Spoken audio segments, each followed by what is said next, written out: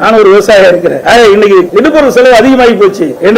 அதுக்கு தகுந்த மாதிரி தான் கொடுக்குறாங்க. வெளியே கணக்கு பார்த்தா பழைய விலை தான் கிடைக்கும். விவசாயிகளுக்கு இந்த இடுபொருள் செலவு அதிகமா இருக்கிற காரணத்தால எவ்வளவு உயர்த்தி கொடுத்தாலும் 2022 என்ன லாபம் கிடைக்குதோ அதே லாபம் தான் இப்பவும் கிடைக்கும். விவசாயி ஒன்னும் அதிகமாக கிடைக்க போறது இல்ல. அதான் உயர்த்தி கொடுத்திருக்காங்க. அதுவுமே இவர்கள் சொன்னது 2500 ரூபாய் ஒரு குவிண்டால் கொடுக்கறாங்க. இன்ன வரைக்கும் வரல. இன்னும் குறைவா தான் இருக்குது. முழுசா கொடுக்கல. கரும்புக்கு 4000 ரூபாய் ஒரு மெட்ரிக் டன் கொடுக்கறாங்க. ஆதார விலை 8.5% ஆதார விலை. அதுக்கு 4000 அதுவும் கொடுக்கல. அது மட்டும் இல்ல, இன்றைக்கு நீங்க சொன்ன மாதிரி இந்த அரசாங்கம் தான் கணக்கிட வேண்டும். அரசாங்கம் இந்த மாவட்ட நிர்வாகம் கணக்கிடும். அங்க இருக்கிற வேளாண்மை துறை அதிகாரிகள் எவ்வளவு டெல்டா மாவட்டத்தில் எவ்வளவு குறுவை சாகுபடி பயிர் செஞ்சிருக்காங்க, எவ்வளவு விளைச்சல் இருக்குன்னு அதை கண்டறிந்து அதற்கு தக்கவாறு முன்னெச்சரிக்கை நடவடிக்கை எடுக்கப்பட்டிருந்தா விவசாயிகள் இந்த பாதிப்புக்குள்ள இருக்க மாட்டாங்க. அதெல்லாம் எதுவுமே செய்யல, எதுவுமே கண்டுக்கல. இன்றைக்கு உற்பத்தி அதிகம் சொன்னா அதுக்கு தகுந்த மாதிரி நேரடி கொள்முதல் திறக்க வேணும். அப்ப அதுக்கு உடனுக்குடன் அந்த நேரடி கொள்முதல் விவசாயிகள் கொண்டு வந்த நெல்லை கொள்முதல் செய்யும். அப்படி செஞ்சா விவசாயி பாதிப்புக்குள்ள இருக்க மாட்டாங்க. இன்றைக்கு மழையில் நனைந்து மூட்டை போறோம். இன்றைக்கு விவசாயிகளுடைய நெல் பூரா வீணாகும். அரசாங்கத்துக்கும் பிரயோஜனம் இல்ல, விவசாயிகளுக்கும் பிரயோஜனம் இல்ல. பெரும் நஷ்டத்துக்குள்ளாவது விவசாயி. அது மட்டும் இல்ல, நேரடி நெல் கொள்முதல் போய் பார்த்தேன். அந்த டிபிசி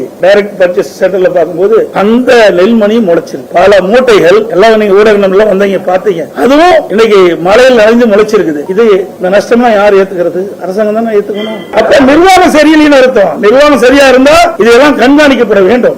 விவசாயிகள் உற்பத்தி செய்யப்பட்ட அந்த நெல்லை கூட கொள்முதல் செய்யறாங்க. கொள்முதல் செய்த நெல்லை கூட முழுமையா பாதுகாக்க முடியாத அரசாங்கம் தான் இந்த அரசாங்கம்.